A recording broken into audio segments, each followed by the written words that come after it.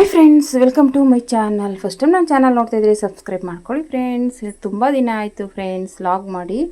ಇದು ಬಂದುಬಿಟ್ಟು ಊರಿಗೆ ಸ್ವಲ್ಪ ಕೆಲಸ ಇತ್ತು, ಹೋಗಬೇಕಿತ್ತು, ಹೋಗೋಕ್ಕೆ ಆಗಿರಲಿಲ್ಲ. ಇದು ಅನಿವಾರ್ಯವಾಗಿ ಹೋಗಲೇಬೇಕಾಯಿತು.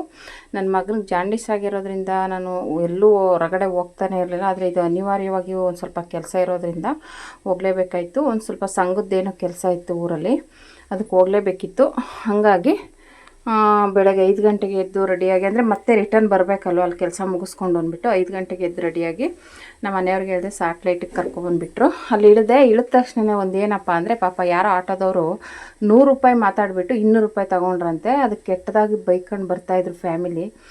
ಅಲ್ಲಿ ಹೇಳ್ದು ನೋಡಿದ್ರೆ 100 ರೂಪಾಯಿ, ಇಲ್ಲಿ ಬಂದು 200 ರೂಪಾಯಿ ತೊಗೊಂಡ ಆಟೋದವರು ಅಂತ ಬೈತಾರೆ. ಆದರೆ ಪಾಪ ನಮ್ಮ ಮನೆಯವರು ಆಟೋ ಓಡಿಸ್ತಾರೆ, ಅವರು ಒಂದು ದಿವಸಕ್ಕೂ ಆ ಥರ ಜಾಸ್ತಿ ಇದು ಮಾಡೋದೇ ಇಲ್ಲ. ಆ ಥರ ನೋಡಿ ಒಬ್ಬರು ಆಟೋದವರು ಇದು ಮಾಡೋದಕ್ಕೆ ಎಲ್ಲ ಆಟೋದವ್ರನ್ನೂ ಬೈಕೋತಾರೆ. ಆಮೇಲೆ ಅಲ್ಲಿಂದ ಬಂದೆ, ಮಳವಳ್ಳಿ ಬಸ್ ಸಿಕ್ತು. ಅಲ್ಲಿಂದ ಮತ್ತೆ ಇನ್ನೂ ಮಾದೇಶ್ವರನ ಬೆಟ್ಟದ ಬಸ್ಸು, ಕೊಳ್ಳೇಗಾಲದ ಅದೆಲ್ಲ ನಾನ್ ಸ್ಟಾಪ್ ಗಾಡಿಗಳು ಡೈರೆಕ್ಟ್ ಅಲ್ಲಿಗೆ ಹೋಗೋರು ಮಾತ್ರ ಹತ್ತಬೇಕು ಅಂತ. ಮಳವಳ್ಳಿಗೆ ಕೇಳಿದ್ರೆ ಇಲ್ಲಿ ಹತ್ತಬೇಡಿ, ಮಳವಳ್ಳಿ ಬಸ್ ಹತ್ತಿ ಅಂತ ಹೇಳ್ತಾಯಿದ್ರು ಅಲ್ಲಿ ಕಂಡಕ್ಟ್ರು. ಯಾಕೆಂದರೆ ಮಳವಳ್ಳಿಲಾದರೆ ಮಳವಳ್ಳಿ ಇಳ್ಕೊಳ್ಳಿ, ಇದು ಡೈರೆಕ್ಟಾಗಿ ಕೊಳ್ಳೇಗಾಲ ಬೆಟ್ಟದವರಾದರೆ ಡೈರೆಕ್ಟಾಗಿ ಹೋದರೆ ಸೀಟ್ಗಳು ಹಾಕ್ಕೊಂಬಿಟ್ಟು ನಾನ್ ಸ್ಟಾಪಾಗಿ ಹೋಗ್ತವೆ ಅನಿಸುತ್ತೆ ಬಸ್ಗಳು. ಆಮೇಲೆ ಅಲ್ಲಿಂದ ಬರಬೇಕಾದ್ರೆ ಇದು ರಾಮನಗರದಲ್ಲಿರೋವಂಥ ಬೆಟ್ಟ ಗುಡ್ಡಗಳು ಅನ್ಕೋತೀನಿ. ಅಂದರೆ ಇದು ಇನ್ನೊಂದು ಹೈವೇ ರೂಟ್ ಬರುತ್ತಲ್ಲ, ಅಲ್ಲಿ ಅಂದರೆ ನಾನ್ ಸ್ಟಾಪ್ ಗಾಡಿ. ರಾಮನಗರದ ಮೇಲೆ ಬಂದಿಲ್ಲ, ಇದು ಮಧ್ಯದಲ್ಲಿ ಹೈವೇ ರೋಡ್ ಬರುತ್ತಲ್ಲ ಆ ಕಡೆಯಿಂದ. ಒಂಥರ ಬೆಳಗ್ಗೆನೇ ಮಂಜು ಮುಸುಕು ಎಲ್ಲ ಒಂಥರ ನೋಡೋಕ್ಕೆ ಚೆನ್ನಾಗಿತ್ತು. ಅಲ್ಲಿಂದ ಇಲ್ಲಿ KM ದೊಡ್ಡಿಗೆ ಬಂದೆ. ಅದು ನಮ್ಮೂರ ಹತ್ರ ಸ್ಟಾಪ್ ಕೊಡಲ್ಲ ಅಂದರು, ನಾನ್ ಸ್ಟಾಪ್ ಗಾಡಿ ಸ್ಟಾಪ್ ಇಲ್ಲ ಅಂದರೆ, ಇಲ್ಲ ಮಳವಳ್ಳಿಲಿ ಇಳ್ಕೊಳ್ಳಿ, ಇಲ್ಲ ದೊಡ್ಡಿಲಿ ಇಳ್ಕೊಳ್ಳಿ ಅಂದರು. ನಾನು ದೊಡ್ಡಿಲೇ ಇಳ್ಕೊತೀನಿ ಅಂದ್ಬಿಟ್ಟು ಮತ್ತೆ ಹೋಗಿ ವಾಪಸ್ ಬರೋದು ಬೇಡ ಅಂತ ದೊಡ್ಡಿಲಿ ಇಳ್ಕೊಂಡೆ. ಅದು ದೊಡ್ಡಿಲಿ ಬಸ್ ಸ್ಟಾಪ್ ಹತ್ರ ಇಳಿಸ್ಲಿಲ್ಲ ಅವರು, ಹಿಂದೆ ಒಂದು ಥಿಯೇಟ್ರ್ ಇದೆ ಅಲ್ಲಿ ಇಳಿಸ್ಬಿಟ್ರು. ಅದು ಯಾರೋ ಕೇಳಿದ್ರು ಮುಂದೆ ನಿಲ್ಲಿಸ್ತೀರಾ ಅಂತ, ಅವ್ರು ನಿಲ್ಲಿಸಲ್ಲ ಅಂದರು. ಹೋಗ್ಲಿ ಬಿಡು, ಇನ್ನೇನು ಮಾಡೋದು, ಅಲ್ಲಿಂದ ಇಳ್ಕೊಂಡು ನಡ್ಕೊಂಡ್ಬಂದು ಮತ್ತು ಇಲ್ಲಿಗೆ ಬಂದೆ. ನಮ್ಮೂರ ಹತ್ರ ಇಳ್ಕೊಂಡೆ. ಅಲ್ಲಿ ನಮ್ಮೂರು ಬಸ್ಸೇ ಬಂತು, ಆಟೋದಲ್ಲಿ ಹೋಗಬೇಕು. ಅದು ಅಕಸ್ಮಾತಾಗಿ ನಮ್ಮೂರು ಬಸ್ಸೇ ಬಂತು. ಬಂದೆ, ನಮ್ಮೂರು ಇದು ನಡ್ಕೊಂಡು ಹೋಗ್ತಾಯಿದ್ದೀನಿ. ಈ ಹಸುಗಳು ನೋಡಿಬಿಟ್ಟು ನನಗೆ ನಾವು ಹಸು ಸಾಕ್ತಾ ಇರೋದೆಲ್ಲ ನೆನಪಾಯಿತು ಒಂಥರ ಒಂದು ಕ್ಷಣಕ್ಕೆ. ಅದೆಲ್ಲ ನೋಡಿಕೊಂಡು ಆಮೇಲೆ ನಮ್ಮ ಮನೆಗೆ ಹೋದೆ. ನೋಡೋಣ ಹೆಂಗೈತೆ ಮನೆ ಅಂದ್ಬಿಟ್ಟು. ನೋಡಿ, ನನಗಂತೂ ಒಂದು ಕ್ಷಣ ಅದು ನೋಡಿದ್ರೆ ಕಣ್ಣಲ್ಲಿ ನೀರು ಬರುತ್ತೆ. ಏನಕ್ಕಂದರೆ ಇವಾಗ ನಮ್ಮ ಅಮ್ಮ ಇದ್ದಿದ್ರೆ ಈ ಥರ ಬಿಡ್ತಾ ಇರಲಿಲ್ಲ. ಇವಾಗ ಅಪ್ಪನೂ ನಮ್ಮ ಜೊತೆಲಿ ಇರೋದ್ರಿಂದ ಮನೆ ಹತ್ರ ಯಾರೂ ಇಲ್ಲ. ಗಾದೆ ಹೇಳ್ತಾರಲ್ಲ, ಆ ತಾಯಿ ಇಲ್ಲದ ಮನೆ ದೇವರಿಲ್ಲದ ಗುಡಿ ಅಂತ. ಹಂಗೆ ನೋಡಿ ಎಲ್ಲ ಅಲ್ಲಲ್ಲೇ ಧೂಳು ದುಂಬು ಎಲ್ಲ ಬಿದ್ದೈತೆ. ಹಂಗೂ ನಮ್ಮ ರಿಲೇಷನ್ ಒಬ್ಬರು ಮದುವೆ ಇತ್ತು ಅಂದ್ಬಿಟ್ಟು ಸ್ವಲ್ಪ ಕ್ಲೀನ್ ಮಾಡಿಕೊಂಡು ಇದ್ದರು. ಆದ್ರೂ ಈಗ ನೋಡೋಕ್ಕಾಗಲ್ಲ, ಅಷ್ಟು ಧೂಳಿದೆ. ಆಮೇಲೆ ನಮ್ಮ ಹಿಂದೆಗಡೆ ಇದು ಜಾಗ ಇದೆ, ಇಲ್ಲಿ ನಮ್ಮಮ್ಮ ತುಂಬ ಗಿಡಗಳು ನೆಡೋರು. ಅವರೆಕಾಯಿ, ಸೋರೆಕಾಯಿ, ಕುಂಬಳಕಾಯಿ ಅಂತ ಈ ಮೇಲೆ ಹಬ್ಬಿಸ್ಬಿಟ್ಟು ಪ್ರತಿಯೊಬ್ಬರಿಗೂ ಕೊಡ್ತಿದ್ರು ಬೆಳೆದ್ಬಿಟ್ಟು. ಅದು ನುಗ್ಗೆ ಮರ. ಇದು ನಮ್ಮ ಅಪ್ಪ ಬೆಳ್ಕೊಂಡು ಹೋಗ್ಬಿಡುತ್ತೆ ಮೇಲೆ ಅಂದ್ಬಿಟ್ಟು ಕಟ್ ಮಾಡಿಬಿಟ್ಟಿದ್ದಾರೆ. ಅದು ನೋಡಿ ಇಷ್ಟು ಶುದ್ಧನೇ ಬೆಳೆದಿದೆ. ಆಮೇಲೆ ಬಿಡಲ್ಲ ಅಲ್ಲಿ ಜನ. ಆದರೆ ಸದ್ಯ ನನ್ನ ಪುಣ್ಯಕ್ಕೋ ಏನೋ ಅಲ್ಲೇ ಇತ್ತು ನುಗ್ಗೆ ಸೊಪ್ಪು. ಇವತ್ತು ನೋಡಿ ಕೆಳಗಡೆನೂ ಇತ್ತು, ಮೇಲ್ಗಡೆನೂ ಸ್ವಲ್ಪ ಸ್ವಲ್ಪ ಬೆಳೆದಿತ್ತು, ಎಳೆದು ತುಂಬ ಚೆನ್ನಾಗಿತ್ತು. ಆಮೇಲೆ ಕಿತ್ಕೊಂಡೆ. ನನಗಂತೂ ತುಂಬ, ನನ್ನ ತಂಗಿಗಂತೂ ತುಂಬ ಇಷ್ಟ. ಹೋದರೆ ಸಾಕು ನುಗ್ಗೆ ಸೊಪ್ಪು ತಗೊವ. ನಾನು ಹೋದ ಸಲ ಬಂದಾಗ ಇರಲಿಲ್ಲ, ಎಲ್ಲ ಕಿತ್ಕೊಂಡ್ಬಿಡ್ತಾರೆ, ಬಿಡೋದೇ ಇಲ್ಲ ಅಕ್ಕಪಕ್ಕದವರು.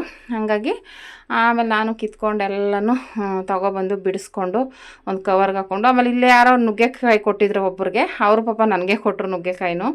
ಅದು ತೊಗೊಂಡು ನುಗ್ಗೆ ಸೊಪ್ಪೆಲ್ಲ ಬಿಡಿಸ್ಕೊಂಡು ಅಲ್ಲಿ ನಮ್ಮ ಅಕ್ಕವ್ರ ಮನೆಗೆ ಹೋಗಿ ಎಲ್ಲ ಬ್ಯಾಗ್ ಹಾಕ್ಕೊಂಡು ಅಲ್ಲೊಂದು ಸ್ವಲ್ಪ ಬ್ಯಾಂಕಿನ ಸಂಘದ ಕೆಲಸ ಇತ್ತು ಮುಗಿಸ್ಕೊಂಡು ಆಮೇಲೆ ಮಧ್ಯಾಹ್ನ ಊಟ ಮಾಡ್ಕೊಂಡು ಹೊರಡಬೇಕಾದ್ರೆ ಅಲ್ಲಿ ನಮ್ಮ ಅಕ್ಕವ್ರ ಮನೆಯೆಲ್ಲ ವೀಡಿಯೋ ಮಾಡಿಲ್ಲ ನಾನು.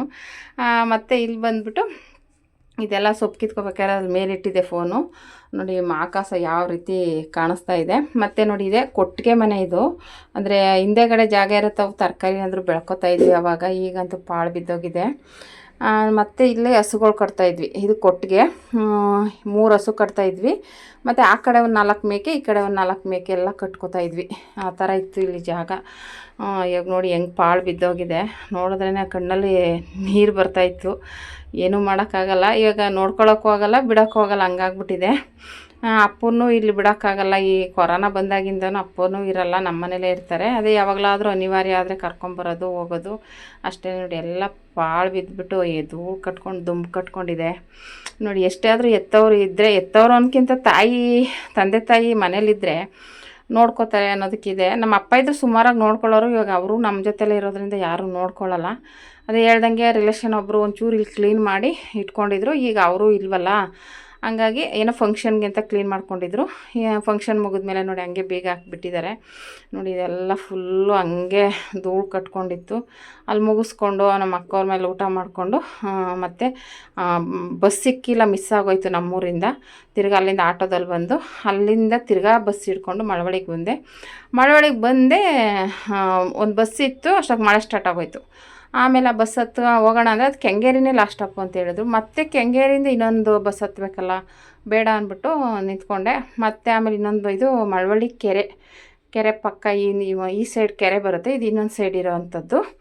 ಆಮೇಲೆ ಸದ್ಯ ಸೀಟು ಸಿಕ್ತು, ನಾನ್ ಸ್ಟಾಪ್ ಗಾಡಿನೇ ಸಿಕ್ತು. ಹತ್ಕೊಂಡೆ, ಬೇಗನೆ ಹೊರಟ್ಬಿಡೋಣ ಅಂದ್ಬಿಟ್ಟು. ನನ್ನ ಮಗನೂ ಮೆಸೇಜ್ ಹಾಕ್ತಾನೇ ಇದ್ದ, ಎಲ್ಲಿದ್ಯಾ ಅಂತ. ನಾವು ಆಲ್ರೆಡಿ ಗೊತ್ತಾಗಿರುತ್ತೆ ಊರಿಗೆ ಹೋಗಿರ್ತೀನಿ ಅಂತ.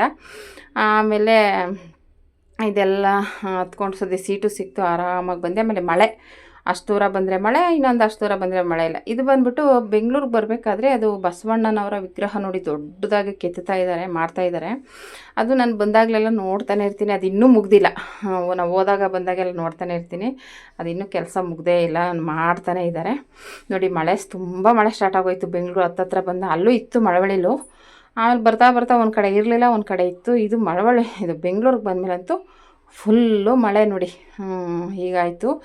ಹಂಗಾಗಿ ಈ ಮಳೆಯಲ್ಲೇ ಬಂದೆ. ಸದ್ಯ ನಾವು ಬಸ್ ಸ್ಟ್ಯಾಂಡಿಗೆ ಬರೋದು ಮಳೆ ನಿಂತಿತ್ತು ನೋಡಿ. ಇದು ಸ್ಯಾಟ್ಲೈಟ್ ಬಸ್ ಸ್ಟ್ಯಾಂಡು. ಆಮೇಲೆ ಅಂದರೆ ಇದು ಊರಿಗೆ ಹೋಗೋ ಬಸ್ಸು. ನಾವು ಏರಿಯಾಗಳಿಗೆ ಹೋಗೋ ಬಸ್ಸು BMTC ಬಸ್. ಆ ಕಡೆ ಹೋಗಬೇಕು, ಈ ಕಡೆಯಿಂದ ಫುಲ್ಲು ಆ ಕಡೆ ಹೋಗಬೇಕು.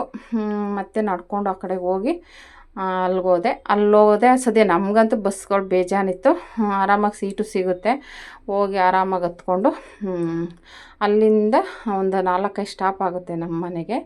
ಅಲ್ಲಿಂದನೂ ಬಂದೆ. ಅಲ್ಲಿ ಬರ್ತಾ ಬಸ್ಸಲ್ಲೊಬ್ಬರು ನಮ್ಮ ಮನೆ ಹತ್ತಿರದವ್ರು ಆಂಟಿ ಸಿಕ್ಕಿದ್ರು. ಆಮೇಲೆ ಅವ್ರ ಜೊತೆ ಮಾತಾಡಿಕೊಂಡು ಅವರು ಎಲ್ಲ ಮಗಳ ಮನೆಗೆ ಹೋಗಿದ್ರಂತೆ. ಅವರೊಂದು ಹೆಲ್ಮೆಟ್ ಹಿಡ್ಕೊಂಡ್ಬಂದಿದ್ರು. ನಾನು ಯಾಕಂಟಿ ಮಳೆ ಅಂದ್ಬಿಟ್ಟು ಹೆಲ್ಮೆಟ್ ತೊಗೊಂಡು ಹೋಗಿದ್ರಂದರೆ, ಮಗಳು ಹೋಗುವಾಗ ಅಲ್ಲಿ ಬಿಟ್ಟು ಹೋಗಿದ್ರಂತೆ, ಬರೋಗಿ ಬೇಕಲ್ಲ ಹೆಲ್ಮೆಟು ಅಂದ್ಬಿಟ್ಟು. ಬಸ್ ಸಿಕ್ತು ಅಂದ್ಬಿಟ್ಟಿವರು, ಬಸ್ ಹತ್ಬಿಟ್ಟಿದ್ದಾರೆ. ಮನೆ ಹತ್ರನೇ ಹೋಗುತ್ತಲ್ಲ. ಸೊ ಊರಿಂದ ಈ ರೀತಿ ನುಗ್ಗೆ ಸೊಪ್ಪು ಸ್ವಲ್ಪ ಬಿಡಿಸ್ಬಿಟ್ಟು ತಂದಿದ್ದೀನಿ. ಇದೆಲ್ಲ ಬಿಡಿಸ್ಕೋಬೇಕು. ಆಮೇಲೆ ಯಾರೋ ಬೇರೆಯವ್ರು ಕೊಟ್ಟಿದ್ರು ಪಾಪ ನುಗ್ಗೆಕಾಯಿ. ನಾನು ಬೆಂಗಳೂರಿಗೆ ಹೋಗ್ತಾ ಇದ್ದೀನಿ ಅಂದ್ಬಿಟ್ಟು ನನಗೆ ಕೊಟ್ಟರು ನುಗ್ಗೆಕಾಯಿನ. ಅಂದರೆ ಉದ್ದ ಇತ್ತು, ಕಟ್ ಮಾಡಿಬಿಟ್ಟು ಈ ಥರ ತೊಗೊಬಂದಿದ್ದೀನಿ.